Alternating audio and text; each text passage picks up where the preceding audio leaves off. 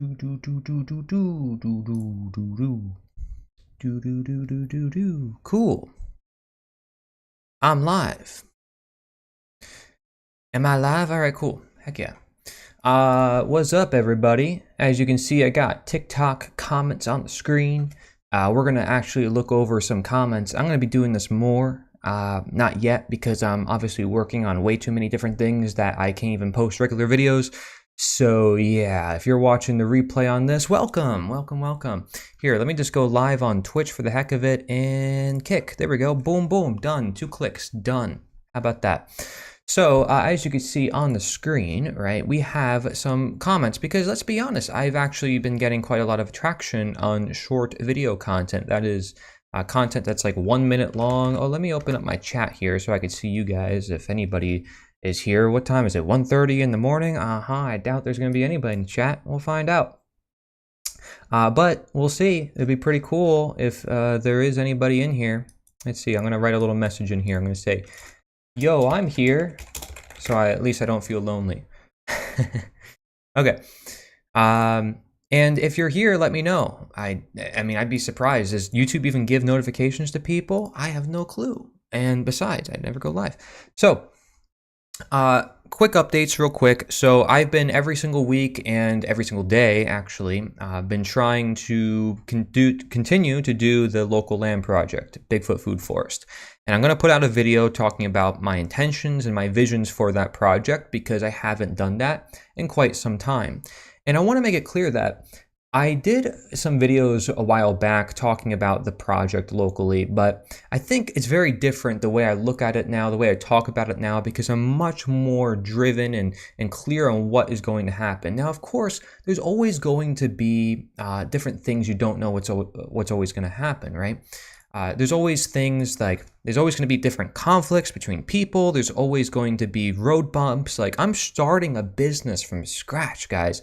So there's going to be a lot of things to figure out. Like there's a lot of legal stuff to figure out. You know, what am I going to create? Is it going to be a ministry church type structure? Is it going to be a nonprofit, agritourism and zoning the land? Like all these things need to be figured out. But at the end of the day, it's really cool because, you know, these are life experiences and I think it's all opportunities to learn. So no matter what, the way I look at it is very positive because we got to do it. And I want to show it's possible. So no matter what happens, me just going at this goal and manifesting it and meeting more and more people who want this, who are helping this. By the way, I meet new people every single time we do an event. There's always someone new, which is my main goal. Is like, I just want someone to be new, and there always is. And so because of that, I feel like I'm succeeding, right? And I'm moving in the right direction. I may not be producing all this content online, but the documentary that I'm producing, I think could be potentially big, right?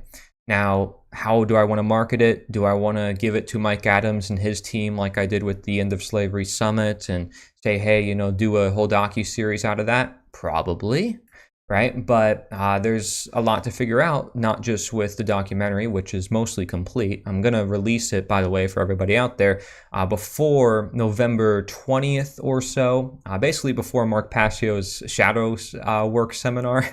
That's kind of my goal because I know he's releasing it then. So I'm like, okay, I'm going to release it around the same time. And I think they're both relevant and important. And I'm not giving any spoilers to what the documentary is about because there is a particular subject that it's about, and it's not about anything that I've ever produced, by the way. So if you think it's about some slavery thing, some abolitionism thing, like, no, it's not anything like that. If anything, I think it's even more powerful, and it's something that I'm surprised, as I usually do with some of my work, nobody else has produced. And there's some pockets of people who have produced similar works online that I want to bring together and say, hey, check out their work. I tend to be an aggregator, bringing it all together. But that being said, this is a powerful, powerful documentary that I think will help people. And when I say documentary, I need really good editors to make it like a documentary, right? But it's still a documentary. If I want to edit it myself and make it really, really like professional, I would probably just give it to Mike Adams' team to see if they want to edit it for me. or it would take me some more time to, of course, do that, because editing takes the most amount of time of anything, really, especially with my level of trying to keep things professional to some extent. And the ironic thing is, I often say when I do no editing, people watch. So, there's always that.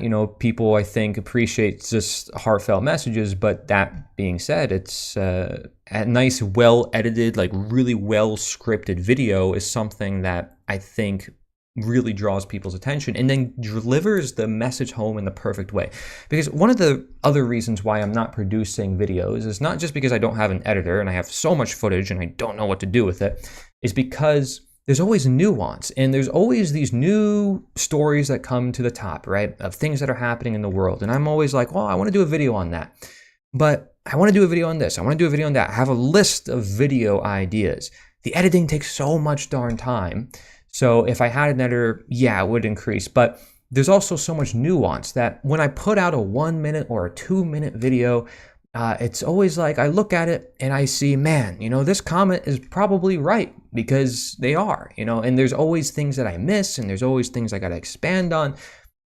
Because when you're looking at things from a very big picture minded worldview, and you understand worldviews that maybe you had yourself, that you transcended or you came upon in your research, and then you looked into other things and you're trying to observe patterns, you realize it's like, oh, if I mention this thing, I could mention that thing. Or if I forget this thing, it's part of the picture, right? It's all part of one tapestry.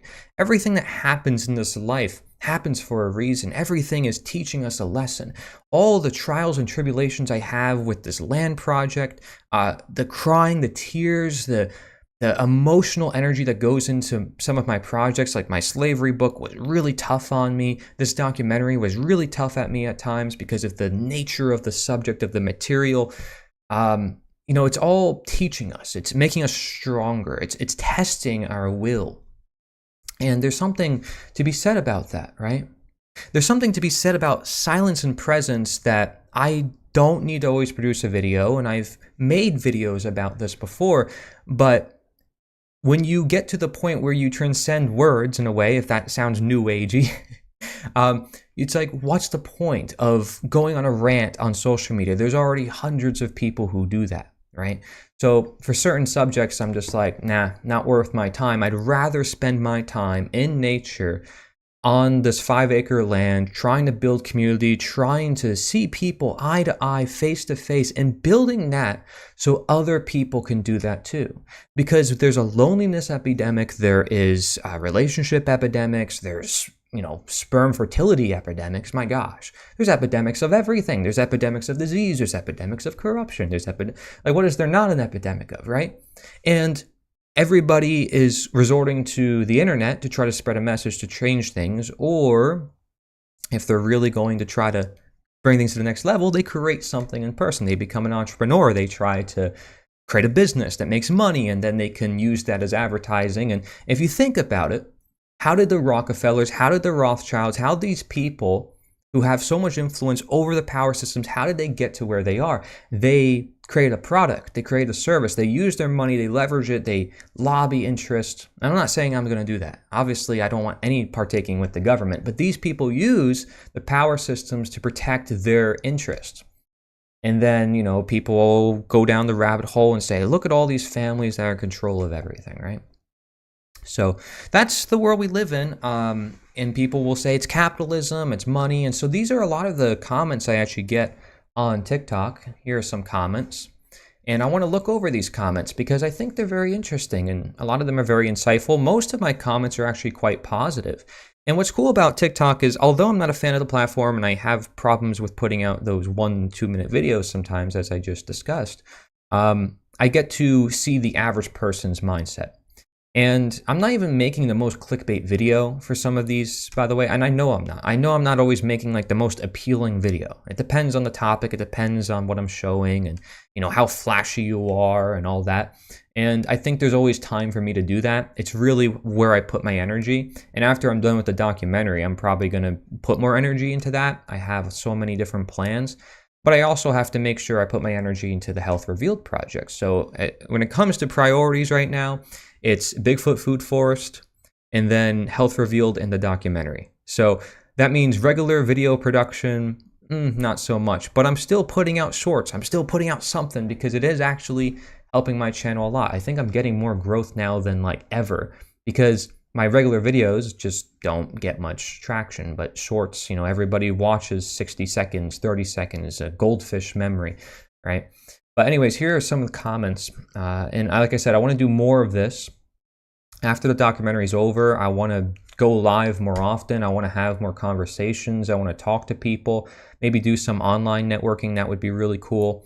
But I love this comment here. What you want in this video? And I said water and chocolate and good peeps, because truthfully, I make a lot of these videos when I'm done like going out in nature at the food forest. And I'm like, okay, now it's time to talk about slavery and abolitionism.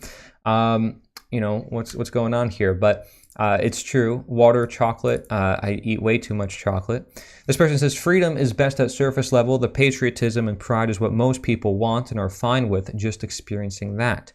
The more freedom you learn, the more you learn the prisons we impose on each other from the bottom up. And yeah, they make a good point. Patriotism, pride, people want to feel like they're a part of something. And that's partly because of what I just said, right? People are lacking community. They're lacking some sort of connection with others. And that connection can even come in the form of, conspiracies, what we would call, quote unquote, that anything that gets people down a rabbit hole and thinking a certain way, if they find other people say, hey, I'm not alone. All these other people think I'm crazy. I'm not crazy because all these other people think like me.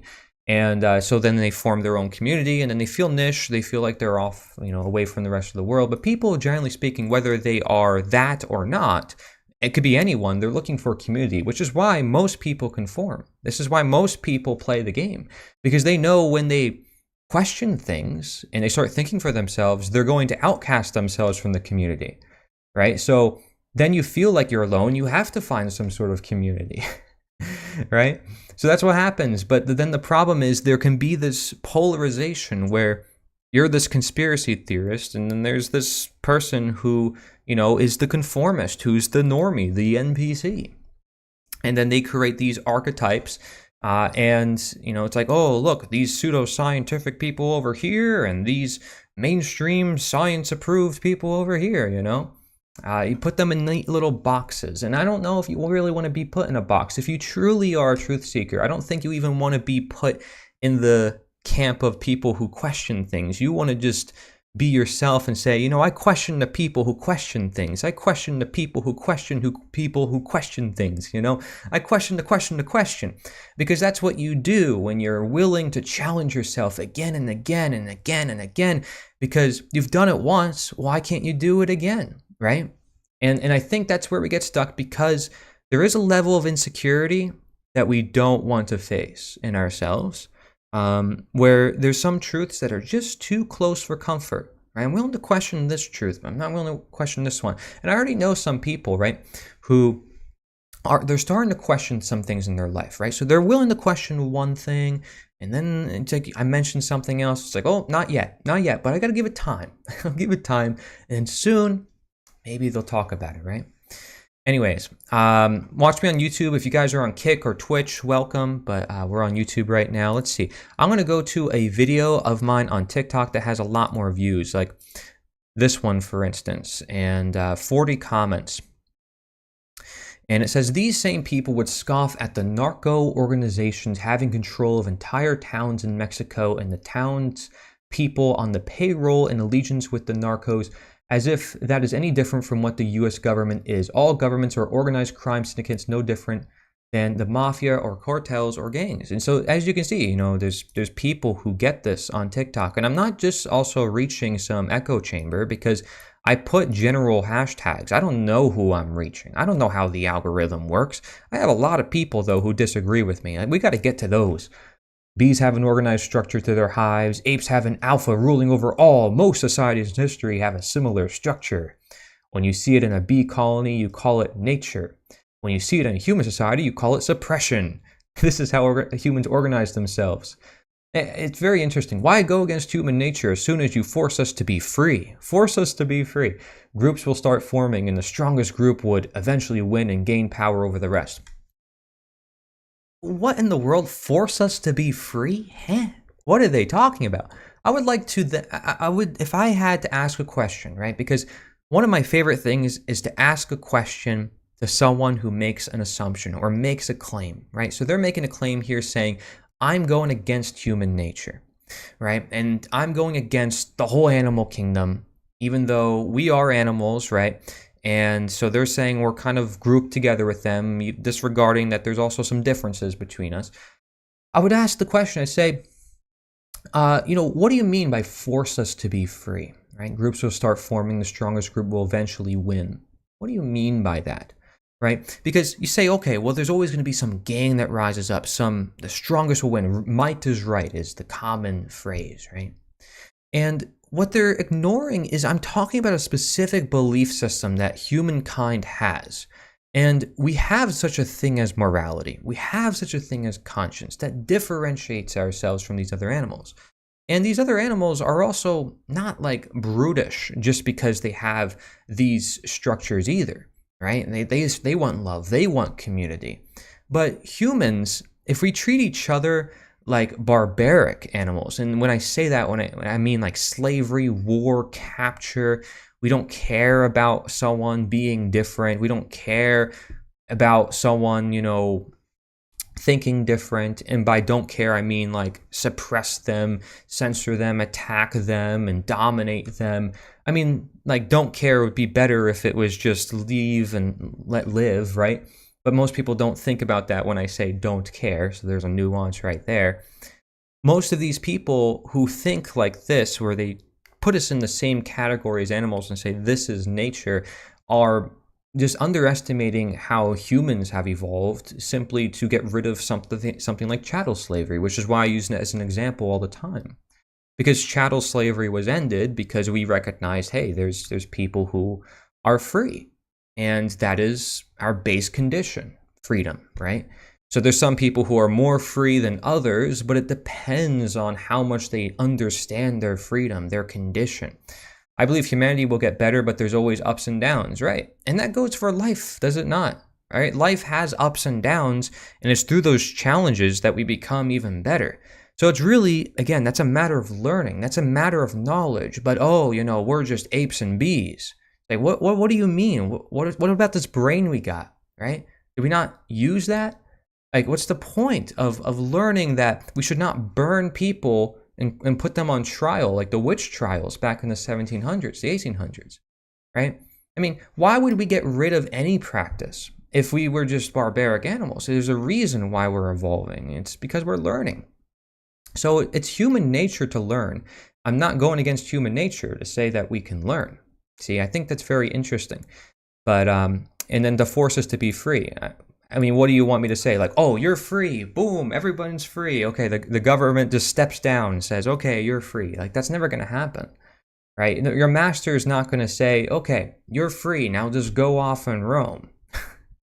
unless they can recognize some value in it for themselves. Because, frankly, it benefits them to have you as their slave. So they're going to want to keep you in that condition.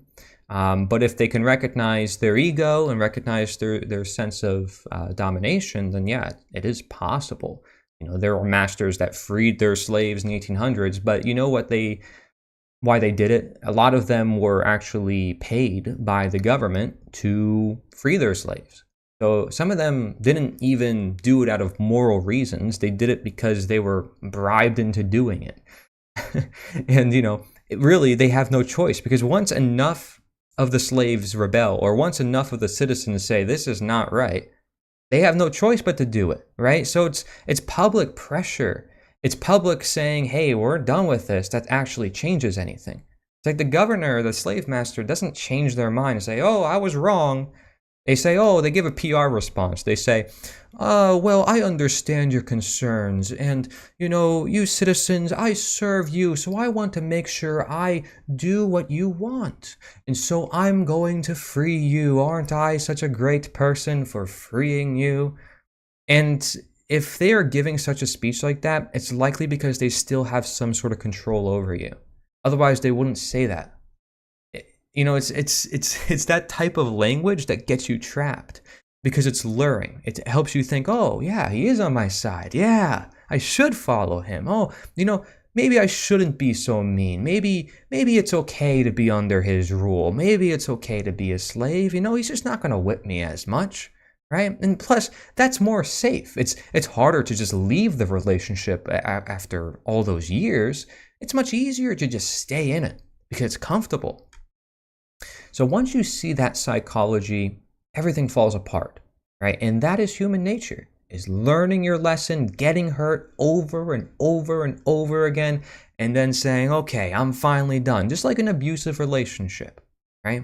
You're in a relationship with somebody and it's super toxic and everybody's telling you to get out. You're like, no, I'm staying in it. I devote all these years of my life in it. Why would I leave? And it's perfectly fine. There's going to be some ups and downs within it, but there's no chance I'm going to get away from it, right?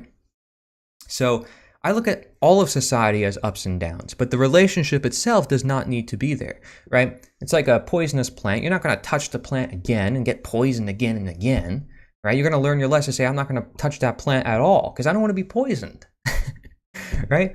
But, you can say, oh, well, it's just ups and downs. You're going to touch it and then you're going to touch it again. Like if it's inevitable, you're going to touch more poisons, then sure. But again, that's looking at the big scheme of things. But if you know that plant is a poison, that one plant, then you know where to identify it, you know to avoid it. So it does depend on your scope, your vision. And if you notice some of these comments, they're putting their vision in a certain perception. I assume that just because you're anti-government, you're anti-society. You're anti-human nature. Just because you are thinking that humans could be free, you want to force them to be free. Or you believe that it's going to happen when someone grants that freedom or, a certain thing. People make these assumptions in the comments, and I would like them to ask questions. I would like them to explore more of what I'm saying. I mean, again, can I put it all in 1-2 minutes? It's about decision. You can only control yourself, not other people, right? And welcome, Waffle Master, by the way. I like your name. I like how this person just straight up gave a picture from The Matrix. That's funny. It's not even the Matrix series that I was doing on TikTok.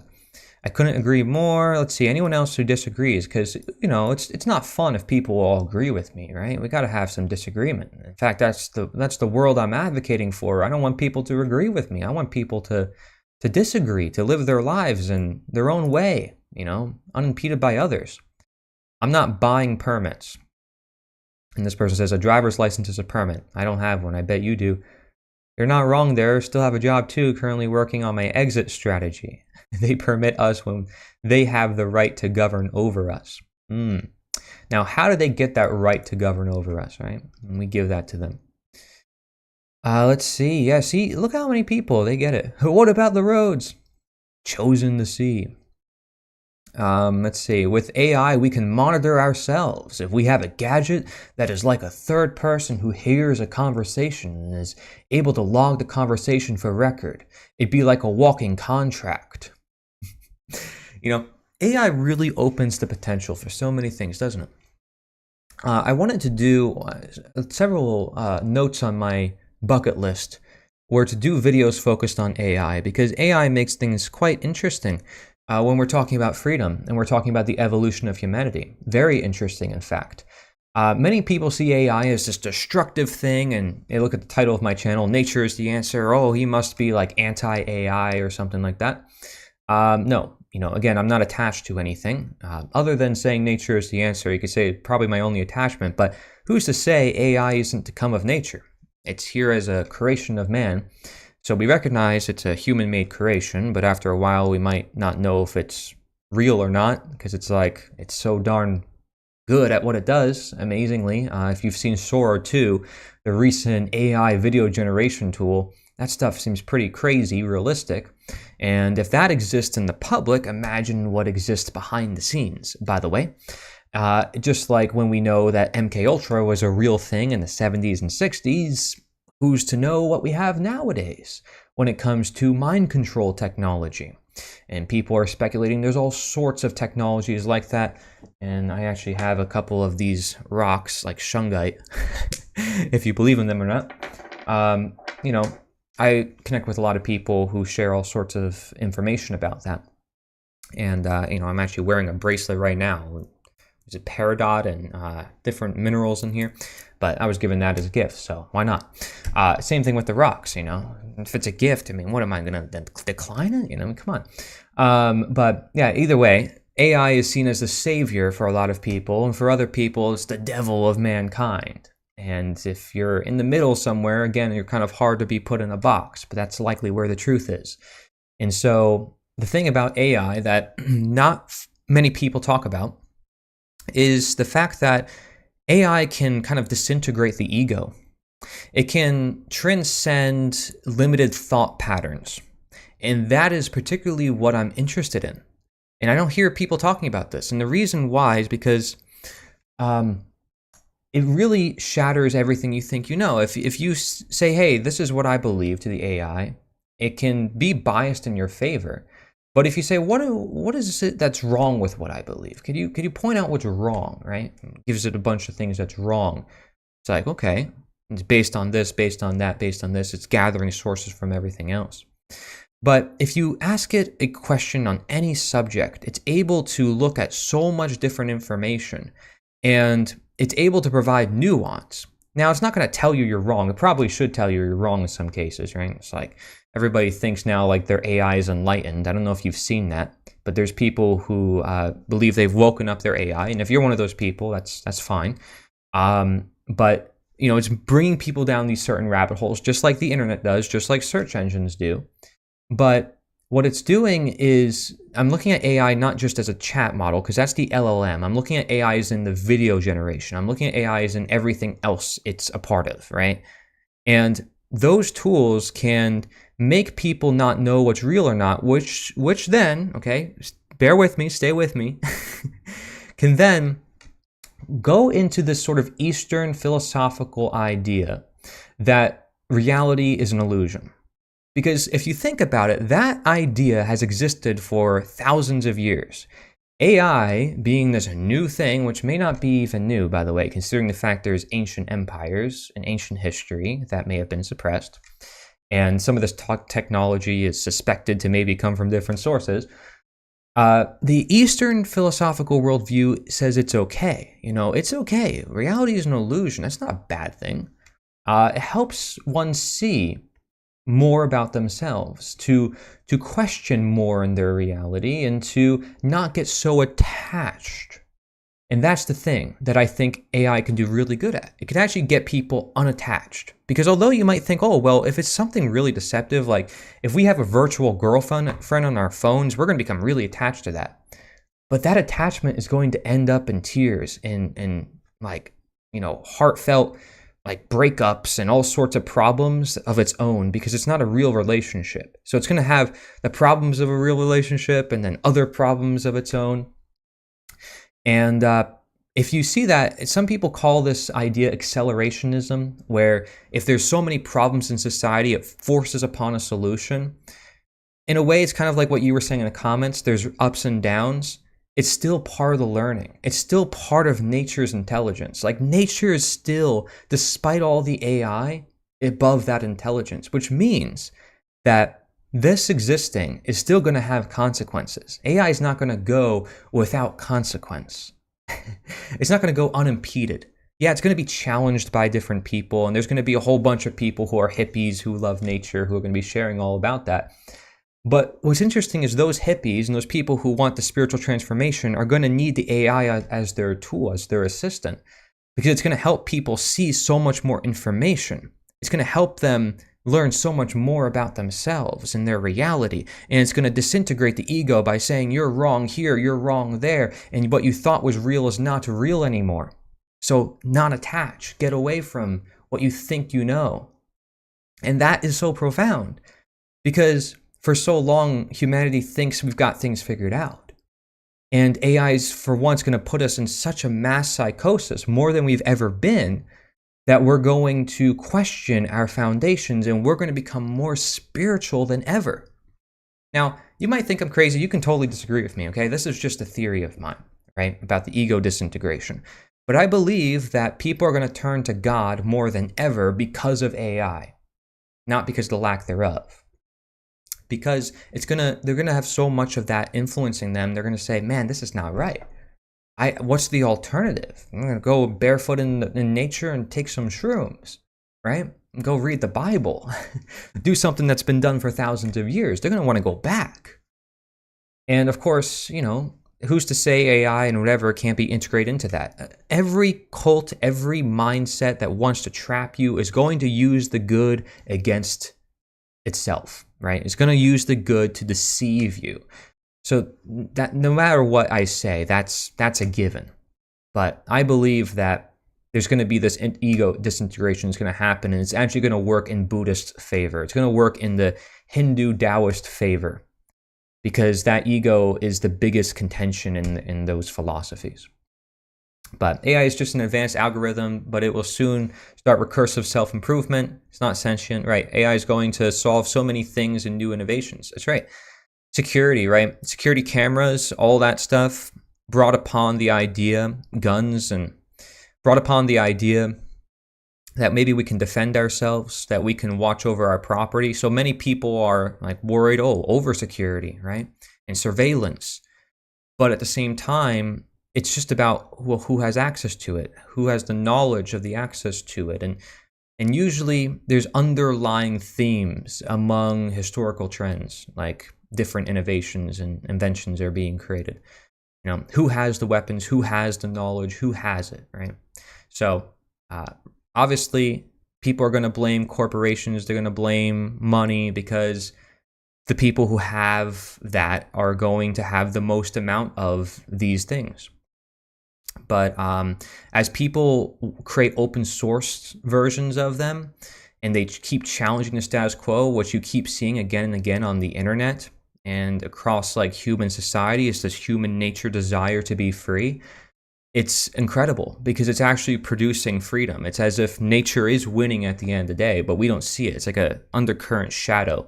It's happening. It's like developing under the shadow of tyranny. And it's slowly developing more and more.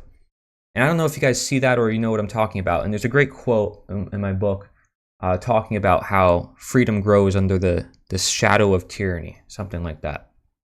Because that's true, right? I mean, think about any sort of resistance, any sort of revolution in history. It's about 1 to 3% of the population. It's a small group of people who say, we're going to change things. Well, how was it that several families got in control of this world? It was a small group of people who got together and conspired and said, we're going to do this. So it's always been like the small group of people who are determined to the end to do something. And how many people are going to be super passionate when AI becomes more and more about their spiritual faith and about nature? Those passions are only going to increase. And you could say it's going to create some sort of split or division, but again, there's going to be shadows to that because people are going to say, I don't want to be a part of this division. And then that's going to create a whole new transcendent, byproduct, essentially, right? You have the two sides and then you have this small little side right here. So right now, what we're talking about, left versus right, then you have some voluntarists, you have these anarchists, you have these libertarians or people who are like, I don't want to play into that game. And then under them, there's people who are like, I don't want to label myself as an anarchist or a libertarian. I think that's still too much. Like it's still playing into some game. And then under them, there's people who are like, I just want to live my life. The shadows of the shadows of the shadows. And there's a very interesting thing that happens in nature is that we just want to be free. We don't want to be put in this box, right? We want to be something. And you can say some of that is ego too, to some sense, and that's where egoism comes in. Right? Egoism is a philosophy where it talks about embracing the ego in a different sense, but actually, egoism, Max Stirner, very similar to Buddhist thought, very nihilistic, a very interesting thing to study. But anyways, I'm going off on a tangent. We're still evolving as humans, maybe technology, technique of a skill, the mind, and nature. Yeah, everything's a product of the mind. And it's very interesting to study all this. Consent, desire, circumstance, self-governance on these principles is the key to unity. Let's see. No, it's because armies without generals make decisions faster, not better. Let's see, what other good comments are here? Let's see. Oh yeah, I like this picture here. This is not a political party. This is a revolution to liberate us from slavery. We are all slaves. And I think purple. This whole account is making a whole joke about it. But the picture is accurate. Yo, what's up? DJ Lai Chi, what's up? Truth about that. But let's see. Oh my gosh, look at this comment. Look how long this comment is. Holy moly. Jeez Louise. Slavery was just rebranded. Now having over 2,000 agencies in our government. I mean, a lot of people are picking up on this, right? A lot of people are picking up on it. Let's see. He who has become a slave to his desire to dominate people. Yeah.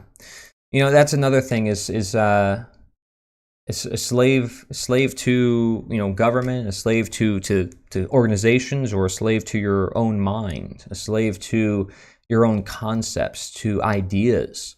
That's where the spiritual part comes in. And I think I can lose some people on that because, you know, not everybody wants to look that into these other fields of study. You know, you might be interested in freedom, and that's why you follow me.